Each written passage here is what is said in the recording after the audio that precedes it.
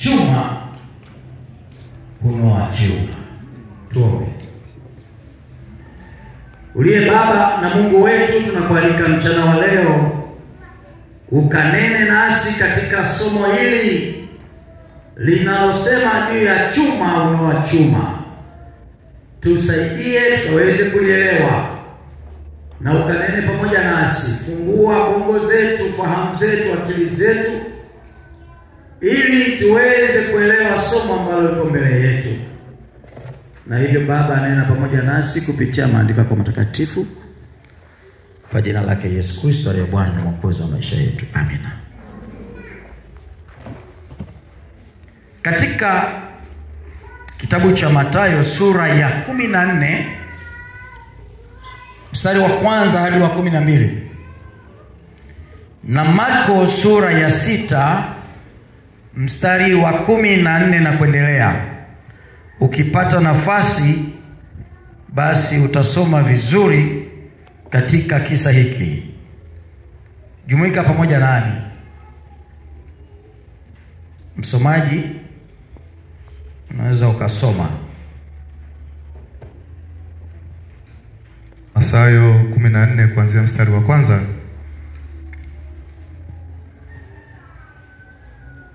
Karibu. Imeandikwa, wakati ule mfalme Herode alisikia habari za Yesu, akawaambia watumishi wake, huyo ndiye Yohana Mbatizaji, amefufuka katika wafu, na kwa hiyo nguvu hizo zinatenda kazi ndani yake.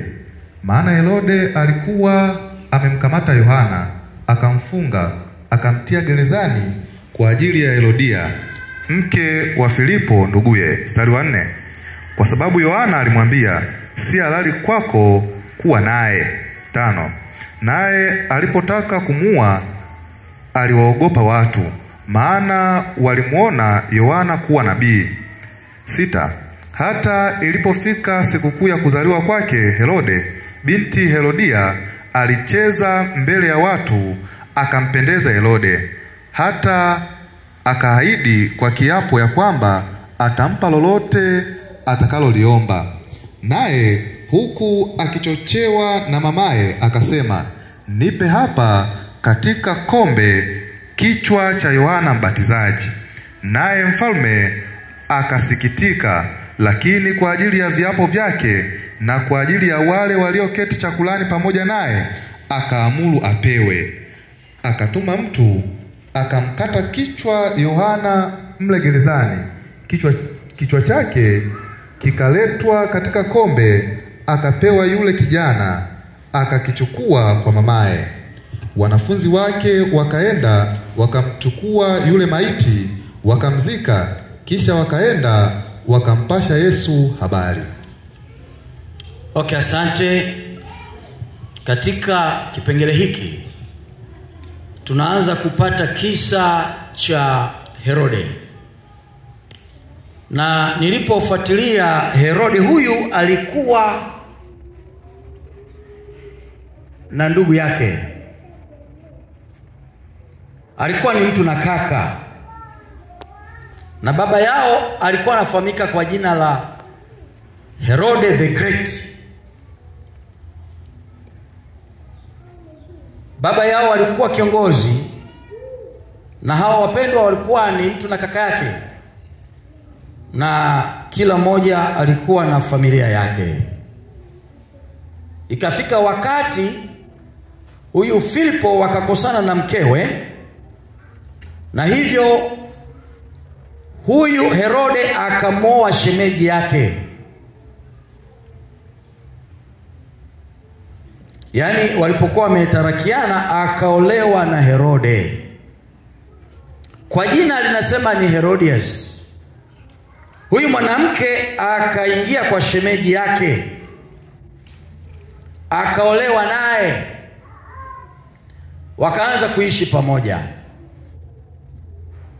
Nilipokuwa nafuatilia, maandiko yanasema Yohana alipoona tendo hilo alichukizwa, na kwa sababu alienda akawaonya, akawaambia, jamani, sio halali wewe kuolewa na shemeji yako.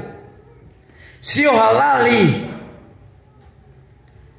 Alipokemea, alipoonya, anasema kwamba Herode alichukizwa, na hasa aliyechukizwa ni huyu anaitwa Herodias, yaani huyu mwanamke huyu ambaye ni shemeji yake. Akamchukia Yohana.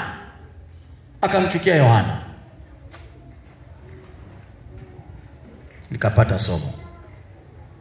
Kumbe nyakati fulani unapokemea dhambi, nyakati fulani unapoonya jambo fulani, nyakati fulani unapomfuata mtu kumwelekeza ukweli, wengine wanachukia. Hawapendi ukweli, hawapendi kuambiwa ukweli, wanachukia.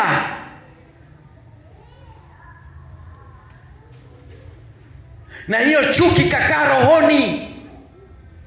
Hakutaka kuiachilia huyu mama, akakaa nayo kwa lengo la kwamba nitafanya lolote mpaka nimue huyu anayejiita nabii Yohana.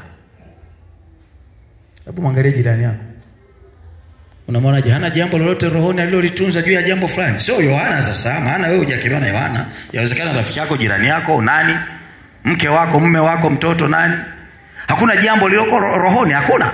Hiyo iwe siri yako sasa. Lakini kama lipo basi hebu tuendelee na kisa hiki. Yohana akachukiwa na mtu au na watu ambao hawataki ukweli.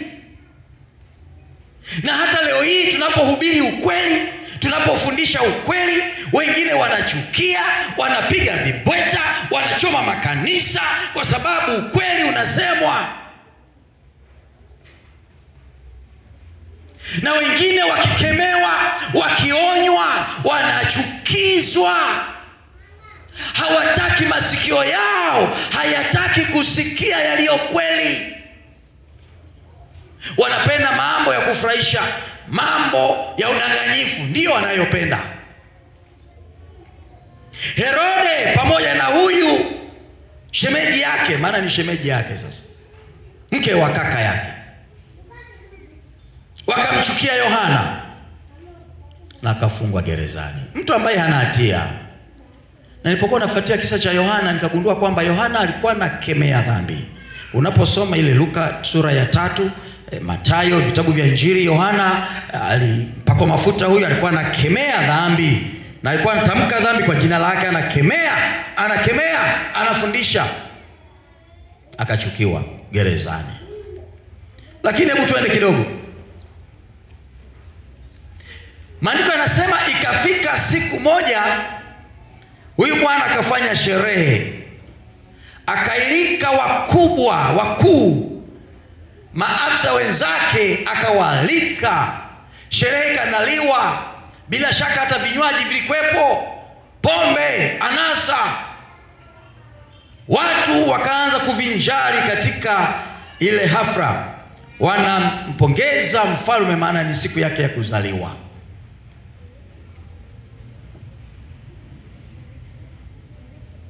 Kuna binti, nilipokuwa natafakari kwenye Biblia kama vile haijaandikwa, lakini huyu binti anaitwa Salome. Na nilipofuatilia kwenye Biblia nikagundua kuna Salome wawili. Wakati wa Yesu pale, wakati anafufuka Yesu, wakati wa utume wa Yesu, lakini pia alikuwepo na Salome huyu ambaye namzungumzia. Huyu mama alikuwa na binti yake anaitwa Salome. Na samahani kama kuna Salome humu ndani, simaanishi wewe, lakini basi hebu ambatana pamoja nami katika kisa hiki. Na nitajikita sana kwa huyu Salome. Salome maana yake ni nini? Tuifahamu maana yake. Unapochimbua sana katika Kiebrania, anasema Salome maana yake inaitwa shalom. Hebu sema shalom. Maana yake kwa Kiingereza ni peace, ambayo ni amani. Jina zuri Salome. Nikaenda kwa Kiyunani, nikafanya utafiti nini maana ya Salome, na wenyewe wanaita ni shalom hiyo ambayo maana yake ni peace, ya amani. Nikaenda kwa Aramaiki. Ninapozungumza hizi lugha tatu, ndizo lugha za kwanza kutumika ulimwenguni, na hata Biblia zimeandikwa katika alama hizo, lugha hizo. Lugha kubwa 3: Kiyunani, Kigiriki, Kiebrania pamoja na Aramaiki. Kiaramaiki nao wanasema hivyo shalom, maana yake ni amani. Kwa hiyo kumbe ni jina zuri. Jamani, Salome ni jina zuri, maana linatangaza amani. Haleluya, Salome. Nikafuatilia zaidi maana ya jina hili, anasema ni mwaminifu, ana nguvu, mtu wa amani, jina zuri. Nikaenda kwa huyu binti Farao, huyu Salome. Maandiko yanasema ya kwamba binti huyu akalikwa katika hafla ya baba yake na akacheza. Tungekuwa tupo katika pwani, nikimaanisha ukanda wa pwani, ukanda wa juu kusini, huku Tunduru, Masasi, Mtwara, Lindi, vigodoro. Binti huyu alijua kucheza vigodoro. Aha, nimesemaje? Maana ndio tamaduni zetu za huku, watu wa pwani na vigodoro. Binti huyu alifundishwa namna ya kukata mauno, kucheza, kukatika, kudance.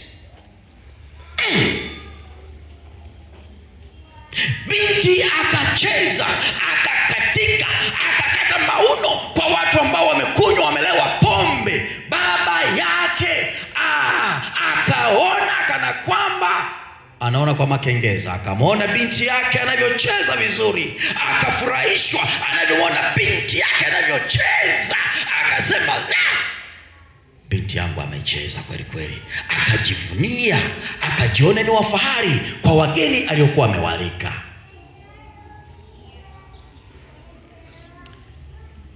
Nikafuatilia umri wa huyu binti. Umri wa huyu binti, watafiti wanavyoona wanasema alikuwa na miaka kati ya 12 kuelekea hapo 15, 16. Na mimi nikaingia kutafiti binti wa miaka 12, 13, 14 ni wa namna gani, yukoje? Hebu tuanze kuwachunguza vizuri hapa sasa. Huyu binti yukoje? Binti yukoje huyu wa miaka 12, 13 na kuendelea hapo kidogo, wakoje? Nikaanza kufuatilia, nikagundua ni mabinti ambao wana maamuzi yao, wanaweza kufanya maamuzi yao, lakini bado wanapenda kusikiliza zaidi na kufuata maelekezo kwa viongozi wao. Binti Herode alifundishwa maadili ambayo sio mema na wazazi wake, na hivyo alirubunika, alishawishika kwa haraka, kwa sababu hana maamuzi zaidi, maana anategemea mtu fulani amuongoze. Mabinti zetu mlioko ndani au vijana mlioko ndani, unasimama wewe kama wewe au unategemea mtu fulani akuongoze? Je, una maamuzi yako wewe mwenyewe binafsi au unategemea mtu fulani akuongoze? Maandiko katika fungu letu kuu, Mathayo sura 14 mstari wa 8, anasema kwamba alichochewa na mamaye.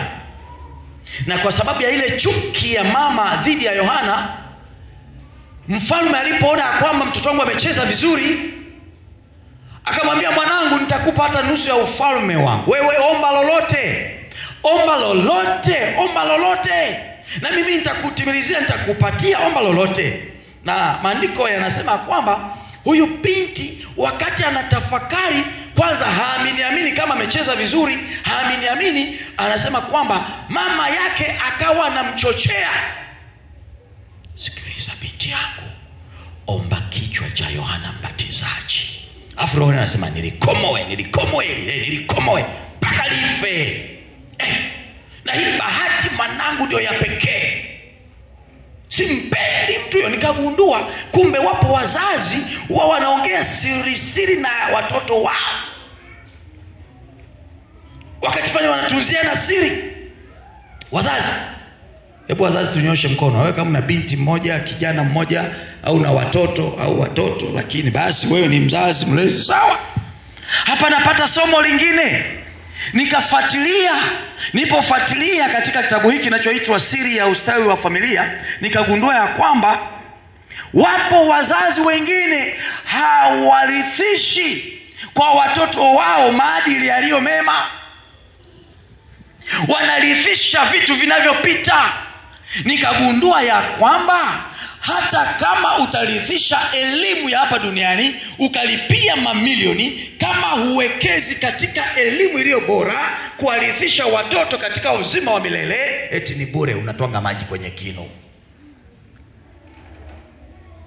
Na ndio maana katika Kumbukumbu la Torati 6 mstari wa 6 na 7 anasema, wafundishe watoto uketipo, ulalapo, ufanyapo jambo lolote, wafundishwe amri za Mungu. Nikagundua familia ya huyu mama hawakuwa na muda hata wa maombi, hawakuwa na muda hata wa kuwafundisha watoto maadili mema, hawakuwa hata na kuzungumza na watoto wake mambo yaliyo mema, isipokuwa walikuwa wanafundisha kucheza. Nikagundua pia wapo wazazi wanaowapeleka watoto wao disco, wanawapatia watoto video, movie ambayo hayafai.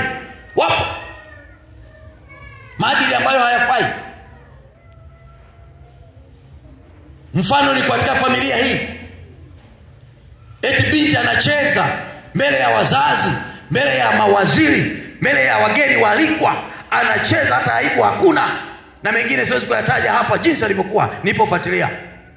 Binti, naona ruhusu binti yako anavaa tu ovyo, anaenda kunengua ovyo. Tunalikwa kama wasafiri kwenda mbinguni, tuwafundishe watoto wetu maadili yaliyo mema, elimu iliyo kweli. Na nikafuatilia pia nikaona ya kwamba kuna kitu kinaitwa VBS, Vocational Bible Studies. Utawekaje hapo? Mafunzo ya watoto wakati wa likizo. Na tunataka Tunduru hii pia tuwe na mafunzo ya mwezi wa 12, ili tuwafundishe watoto maadili yaliyo mema. Tusiwaache watoto bila kuwapandikizia maadili yaliyo mema. Na kuna walimu waliobobea katika haya watakuja ili kuwafundisha watoto. Na kinachotakiwa ni sadaka yako. Kwa hiyo hivi ninavyoongea, mwalimu muhusika wa kitengo hiki cha watoto ndani ya kanisa atakuja na bajeti yake. Wewe uwe tayari kuchangia. Uwe miongoni mwa wazazi walio bora. Uwe miongoni mwa wazazi wanaojali watoto wao, wanaopandikiza elimu iliyo bora. Nikafuatilia katika kitabu hiki cha Siri ya Ustawi wa Familia, anasema ya kwamba kuna muda gani wa kuanza kulea mtoto katika maadili mema? Ni pale tu mama anapopata ujauzito. Anza kupenda mambo ya Mungu. Mtoto anapoanza kuundwa tumboni, anza kupendelea mambo ya Mungu. Sio anapozaliwa, unapokuwa mjamzito. Anza kupendelea mambo ya Mungu. Mtoto anapozaliwa akiwa bado mchanga, anza kumfundisha maadili yaliyo mema. Nikaanza kufuatia kina Yokobedi, nikaanza kufuatia kina Hana, nikaanza kufuatia na wazazi wengine ambao walikuwa waaminifu wakiwafundisha watoto wao, na kweli walikuwa waaminifu. Lakini kuna baadhi ya wazazi ambao hawakujikita kabisa kuwafundisha watoto wao katika maadili yaliyo mema. Anasema elimu inaanza utotoni. Neno elimu humaanisha ni zaidi ya kujifunza elimu ya huko chuoni au duniani. Wazazi huwapeleka watoto shule wakidhani ya kwamba huko ndio inatosha. La, haitoshi. Shule inaanzia nyumbani. Haleluya. Na mwalimu wa hapo nyumbani, mwalimu mkuu ametajwa kuwa ni mama. Hebu akina mama nyosha mkono kidogo. Akina mama ndio walimu wakuu, akina baba ni wasaidizi. Katika malezi, Maana wazazi wanakaa muda mrefu na watoto. Haleluya jamani. Na hasa akina mama. Kwa hiyo mwafundishe watoto wenu. Na ukiwafundisha vizuri, unafananishwa na chuma kinachonoa chuma. Haleluya jamani. Kwamba chuma kinanolewa na chuma ili kifae kuwa kifaa kizuri. Kama ni kisu umepeleka pale Tunduru mjini, wapo wanaonoa mapanga na majembe, lakini ni chuma kinanoa chuma mpaka kinakuwa na makali. Ili mtoto aweze kuwa na maadili yaliyo mema, mama mnoe mwanao, mfundishe mwanao, wekeza katika hayo, mpatie elimu iliyo bora. Anasema jukumu la wazazi kuzungumza maneno mazuri kwa watoto wao au mtoto wako kwa ajili ya wokovu wa maisha yao. Tuwafundishe watoto mambo yaliyo ya adili kwa ajili ya wokovu wa maisha yao. Anasema watoto wako ni mali ya Mungu pia. Haleluya jamani. Watoto wako ni mali ya Mungu. Tafuta hiki kitabu, utasoma kwa muda wako na kizuri kabisa. Lakini pia kuna kitabu kingine hapa anasema kutengeneza akili na kuongoza tabia. Hapa tunaona mfano wa Musa, tunaona mfano wa Samueli, lakini pia deni la ulimwengu kwa akina mama. Usipowafundisha watoto wako, usipomfundisha mwanao maadili yaliyo mema, anasema kwamba utakuwa umepoteza. Akina mama, tambueni ukweli kwamba mvuto wenu na mfano wenu unaathiri tabia na hatima ya mtoto wako au watoto wako. Na kwa kuzingatia wajibu wenu, kuzeni akili yenye uwiano na tabia safi. Haleluya. Huyu binti Salome hakuwa na maamuzi yaliyothabiti. Alitegemea mawazo ya mtu mwingine ili maisha yake yasonge. Vijana, naongea na nyie. Huyu binti alipoulizwa unataka nini, alisema naomba kichwa cha Yohana. Hivi utafanyia nini? Kichwa cha mtu. Kichwa cha mtu kinachooza, kinachoharibika, kinachonuka. Kichwa cha mtu kitakufaidia nini? Naongea na nyie vijana. Na Mungu anatuuliza mchana wa leo, unahitaji nini katika maisha yako? Ni vitu gani unavyomwomba Mungu? Omba vitu vya maana. Tafuta vitu vya maana, vingine havifai. Na acha kufata mikumbo. Nimesemaje? Acha. Huyu alishawishiwa sawa, lakini bado alikuwa na maamuzi ya kuamua. Binti Salome, jina zuri kabisa, sawa, lakini hakufundishwa vizuri na mama yake. Alifundishwa maadili ambayo ni mabaya. Alipandikiziwa chuki na yeye akaifuata. Aliambiwa omba kichwa cha Yohana, hakutafakari kitanifaidia nini. Maana hata maandiko yanasema kwamba alipokabidhiwa alikipeleka tena kwa mama yake. Na yeye akifanya nini? Saliisha kuzika tu.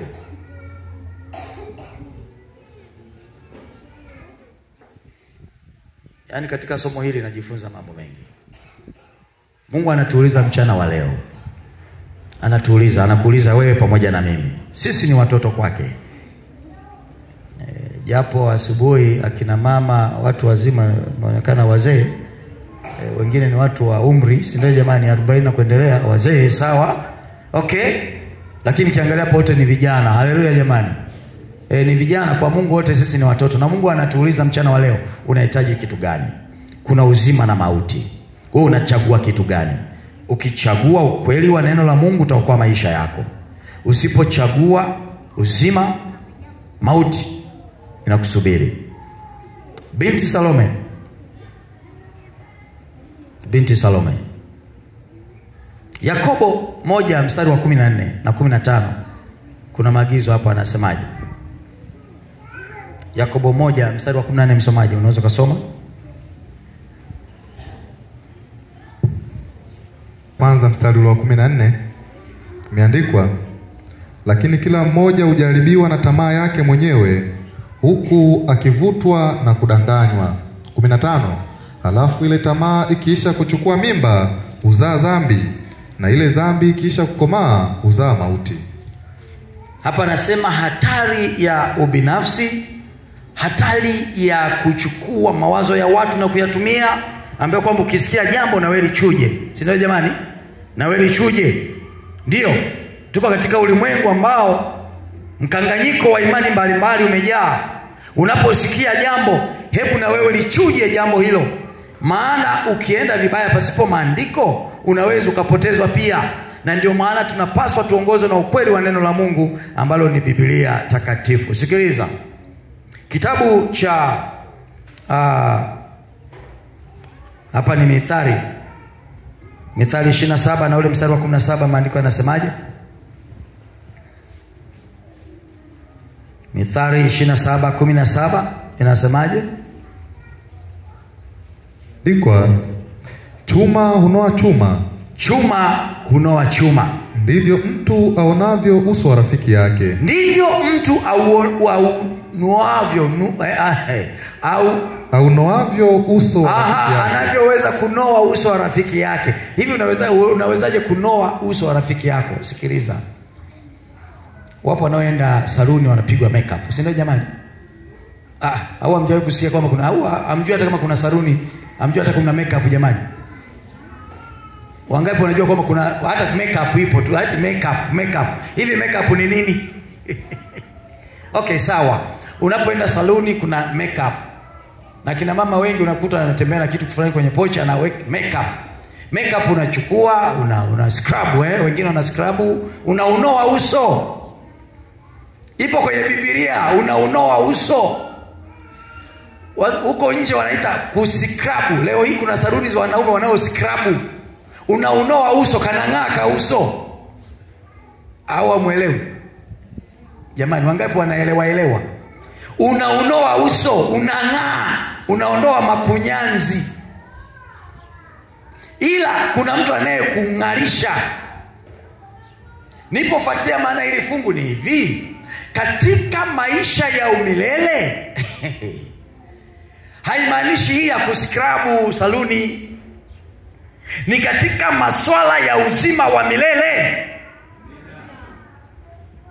Ukweli unapowekwa bayana,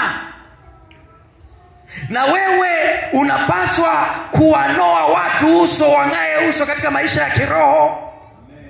Kufundisha ukweli wa neno la Mungu. Kwa mfano, siku ya 7 kwa mujibu wa Biblia na Google na utafiti mbalimbali na wasomi mbalimbali unasema ni siku ya 7 ya juma, Jumamosi. Wewe ulipandikiziwa Jumapili au ulifundishwa Ijumaa au Alhamisi? Kama kule Rudeo wanaambiwa wengine Alhamisi, wengine Jumanne. Maandiko yanasema ni siku ya 7. Na ukafuatilia, na ndio ukweli. Unapomfundisha mtu ukweli, unaunoa uso wake wa kiroho. Haleluya jamani. Kuliko kukaa kimya. Na nyakati fulani nikafuatilia, wachungaji sisi tunafananishwa na mbwa. Yaani mbwa bubu ni mchungaji ambaye hasemi ukweli. Mbwa ambaye anabweka ndio mchungaji mkweli, ambaye habweki anafananishwa na mbwa bubu. Hiyo inapatikana wapi mchungaji? Utasema Isaya 56 mstari wa 10. Hiyo ndio namna ya kunoa uso. Unaunoa uso, sio kupeleka kwenye saluni ukapiga scrub. Unaweza kaenda kule alafu kaishia huko. Na maanisha hii ya kiroho. Kufundisha ukweli, kuelekezana ukweli ila tusihukumiane. Tuambizane ukweli ila tusihukumiane. Noa uso, fundisha ukweli. Wafundishe ukweli watoto wako, waelekeze, waambie kabisa hiki ni kibaya, hiki ni chema. Mwanangu, fuata njia hii utaokolewa, hii utaangamia. Ndio maana ya kunoa uso. Hebu tuendelee kidogo hapo. Tuendelee kidogo.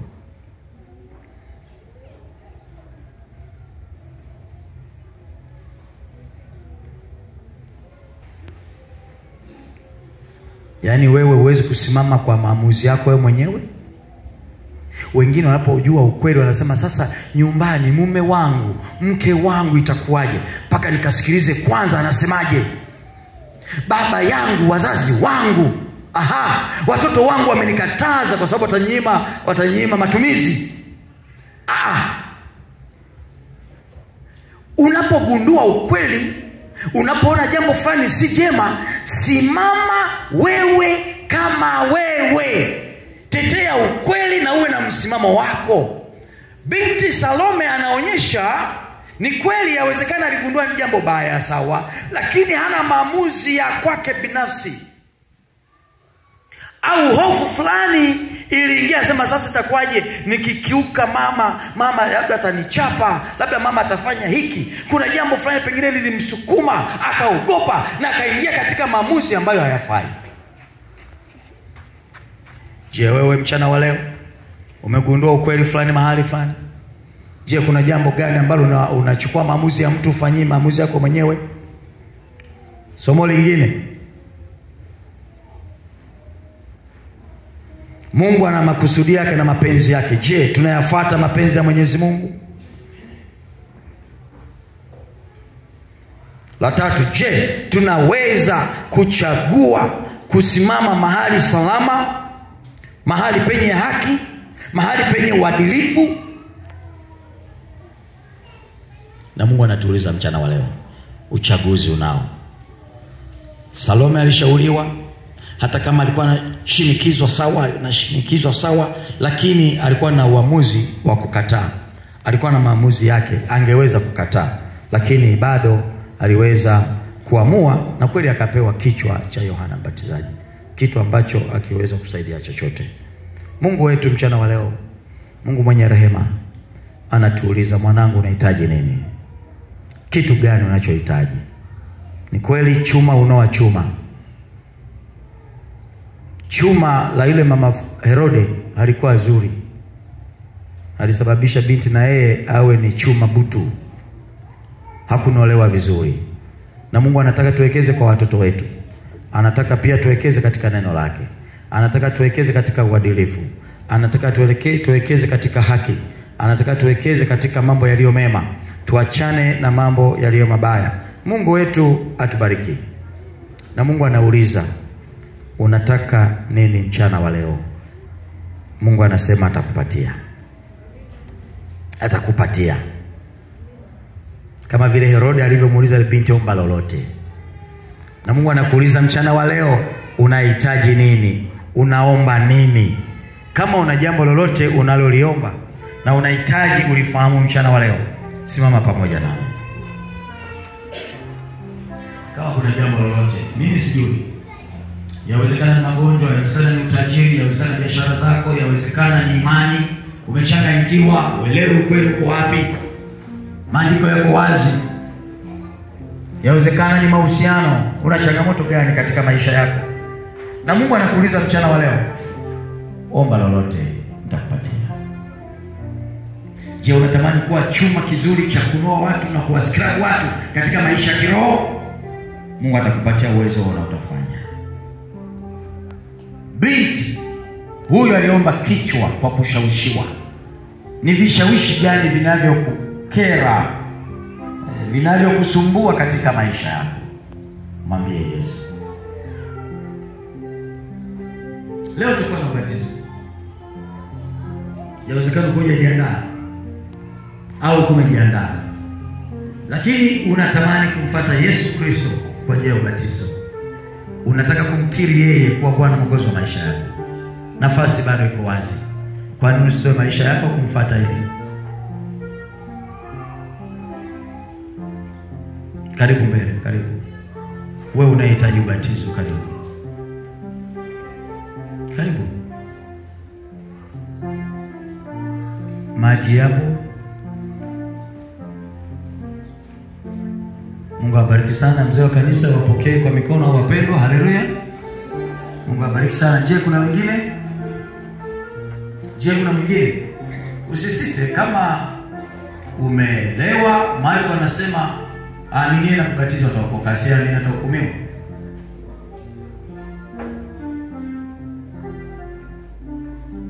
Je, kuna mwingine? Mlango bado uko wazi. Je, kuna mwingine?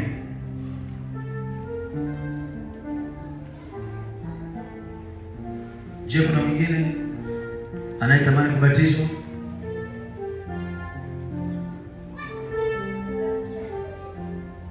Okay.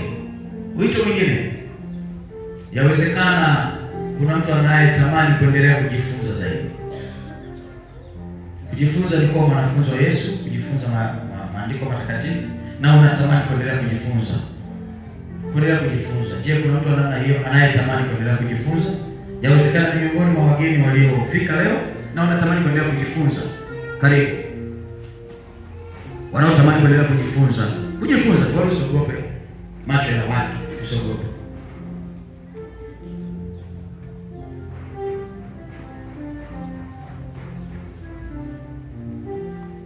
Tutakuwa tunaimba ule wimbo wa pili, na kama upo unatamani kuendelea kujifunza, wewe njoo mbele wala usiogope. Haleluya. Haleluya. Na wenyeji, hebu uliza. Unajua kuna mwingine anatakiwa kushika mkono na kuletwa. Wewe uliza tu hapo, muulize. Mshike mkono, msindikize kwa ujasiri. Haleluya jamani. Anataka kujifunza. Kujifunza maana yake kuendelea kuyachunguza maandiko. Ndio maana yake. Yaani unapenda kuendelea kujifunza maandiko. Sio kwamba ninaamini kwa msamaha, kuendelea kujifunza. Nafikiri ndio swali liko hivyo, imeeleweka. Wale wanaopenda kuendelea kujifunza miongoni mwa wageni wetu, Mungu akubariki sana. Je, kuna mwingine kuendelea kujifunza tu? Ili tuendelee kujifunza, kama ni Qur'an tutakuwa nayo, kama ni Biblia na vitabu vingine. Wale wanaotamani kuendelea kujifunza, Mungu awabariki sana. Basi bwana, 144 wakati huo.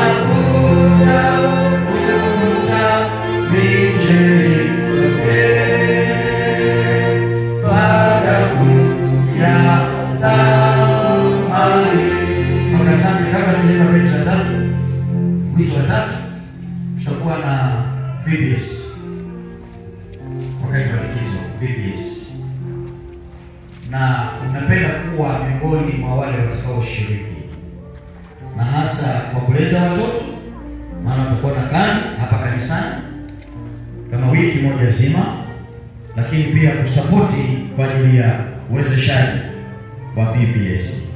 Pita mbele, tutakuombea. Usianze kuwaza habari ya fedha.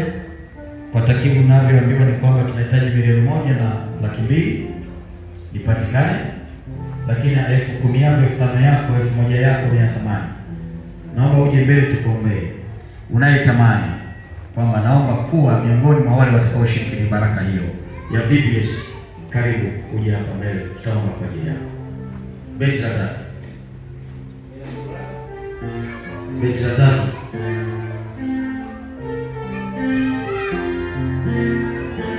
Nina furaha tele kila saa nizungumzapo nawe,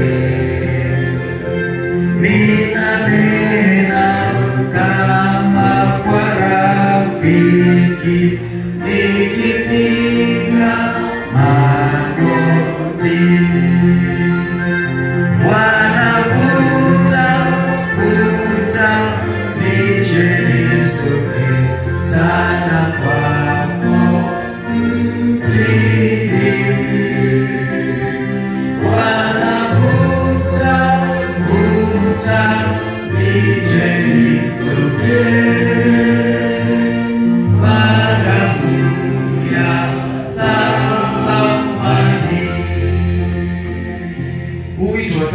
tena sieleweka.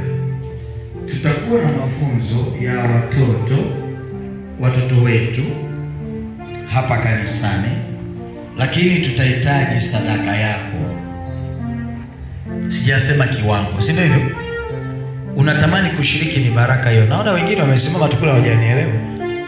Yaani unatamani kuchangia chochote huu mwezi wa 12. Kwa wageni sina shida. Hilo kiwiwa sawa. Na maanisha wale wenyeji. Njoo tuombe kwa ajili yako.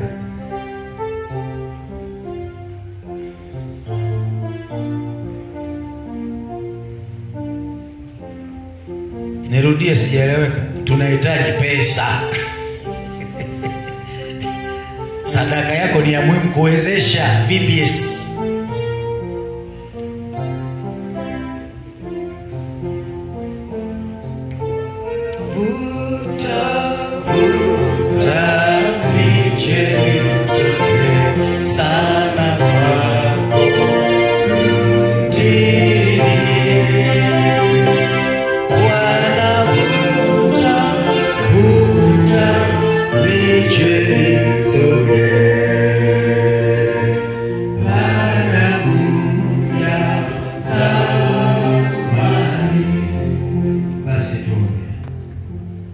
Baba Mungu mtakatifu, tunasema asante kwa mchana wa leo. Asante umetukumbusha habari za binti Farao, binti Salome.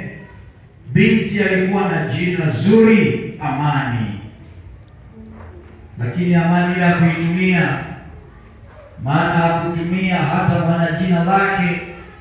Akashawishika, akaomba kichwa cha Yohana mtumishi wake, kitu ambacho hakupata faida yoyote. Vijana wetu nyakati fulani wanafuata mikumbo, vitu ambavyo havina msaada wote katika maisha yao. Wawezeshe vijana wetu wakaweze kuwa vijana waadilifu kupitia somo hili, vijana ambao watatetea ukweli wa neno lako mahali popote. Vijana wetu tunawakabidhi mkononi mwako, maana hata hapa kanisani ni vijana wengi waliopo katika kanisa hili. Tunawaleta mkononi mwako kwa namna pekee, ukawaongoze katika maamuzi yao, na lolote lile watakalo liamua kabla hawajatenda wakafikiri mara mbili, je, litakuwa na faida au hasara. Na hivyo kupitia somo hili sisi kama watoto wako pia tunakuja mbele zako. Mkutano wote huu tumesimama mbele zako, tunaomba uturehemu na utusamehe makosa yetu, na ukatuongoze katika kweli ya neno lako, tukasimamie ukweli kwa namna yoyote. Hofu, woga, mashaka uondoke kwa kila mmoja wetu. Shetani anapokuja na vishawishi vyake, Baba ukamkemee kwa jina la Yesu. Lakini pia mchana wa leo wapo ambao wametoa maisha yao kwa ajili ya ubatizo. Naomba uwapokee sasa kama walivyo, ukawatakase, uwasafishe. Na maamuzi haya walioyafikia, Baba ninaomba ukawasafishe, ukawatakase na ukabatize kwa Roho Mtakatifu. Wapo ambao wanapenda kuendelea kujifunza. Yawezekana kuna mambo mapya wameyasikia siku leo, na bado wanatafakari katika akili zao na fahamu zao. Wewe uliye mwalimu mkuu, endelea kuwa mwalimu na kuwafundisha zaidi na zaidi. Lakini pia wapo ambao tunatamani kusimama imara katika maisha yetu. Baba, tumesimama kwa miguu yetu tukiomba msaada wa namna pekee kutoka juu mbinguni. Lakini pia kuna mikutano mikubwa ambayo kanisa la Tunduru wamepanga kuwa na mikutano na mafunzo wakati wa likizo kwa watoto wetu. Kuna gharama zinazohitajika, na hapa wamepita wazazi, wamepita wadau mbalimbali, wamepita watu wanaowiwa kusapoti kwa mali zao. Baba, ninaomba yeyote anayewiwa kuchangia, haijalishi ni kiasi gani, lakini basi ukambariki kwa nia hii, ukambariki katika vyanzo vyao vya mapato, ili ya kwamba kapate pesa ya kuchangia mikutano hii, na hatimaye watoto wetu wakafundishwa maadili yaliyo mema, maadili yatakayowaongoza kufanya maamuzi sahihi na hasa katika kuamua kati ya uzima na mauti, kati ya wema na ubaya, kati ya shetani na Yesu Kristo. Na hivyo yeyote ambaye anawiwa kuchangia ukambariki kwa namna pekee.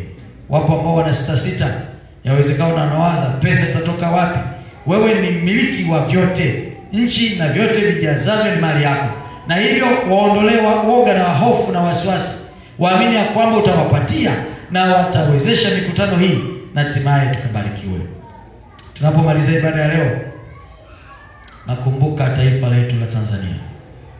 Tunaombea amani katika nchi hii. Wewe uliye mfalme wa amani, ukalete amani katika nchi yetu ya Tanzania.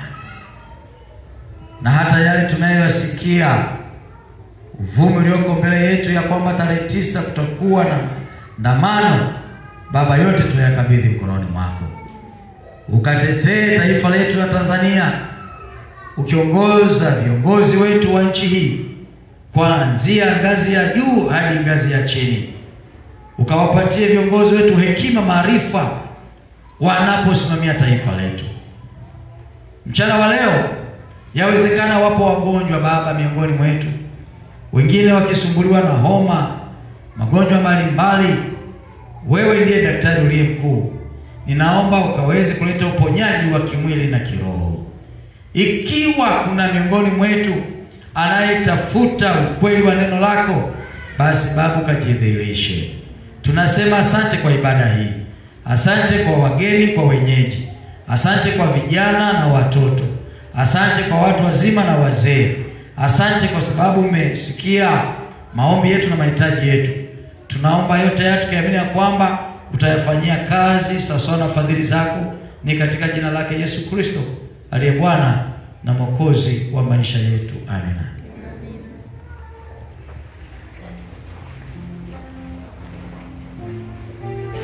Wale ambao yawezekana unawiwa kutoa sadaka yako, shemasi nitamwomba atasimama pale mlangoni.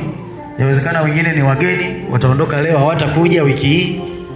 Basi unaweza kaacha sadaka yako yoyote kwa ajili ya kuwezesha mikutano ya vijana wetu, watoto wetu, na kumsafirisha mkufunzi kutoka kule Dodoma kufika mahali hapa, na kuandaa pia watoto wakati wa likizo na waweze kupata elimu iliyostahiki, elimu iliyo bora. Mchana wa leo utakuwa na mibaraka ya kubariki watoto pamoja na ubatizo. Kama na mtoto wako hajabarikiwa, mlete abarikiwe apate mibaraka ya Bwana. Lakini pia kama unatamani kubatizwa pia miongoni mwa wale watakaobatizwa, usisiste, usiogope. Tutakuwa na program ya ubatizo. Mungu awabariki, tuenende na amani ya Bwana. Mwenyekiti, karibu.